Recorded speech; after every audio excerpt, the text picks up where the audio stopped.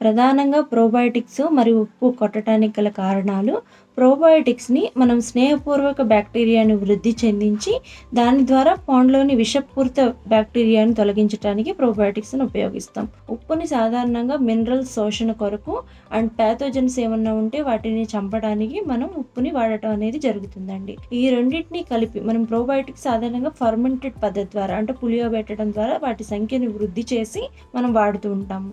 ఇట్లా వృద్ధి చేసే క్రమంలో మీరు ఈ ఉప్పుని కలిపి కనుక సాక్ చేసినట్లయితే అవి అంతగా వృద్ధి చెందేటటువంటి లక్షణాన్ని కోల్పోయే ప్రమాదం ఉంటుంది. వాడటం వల్ల పెద్దగా వచ్చేటటువంటి నష్టం ఏమీ ఉండదు, కానీ మీరు ఆశించినటువంటి ఫలితాలు అనేది రావు. కాబట్టి మీరు ఉప్పుని విడిగా నీటిలో కలుపుకొని సాల్ట్ 2-5 పీపీటీ ఉండేటువంటి కాన్సంట్రేషన్‌గా మార్చుకొని దాన్ని వాడుకోవచ్చు.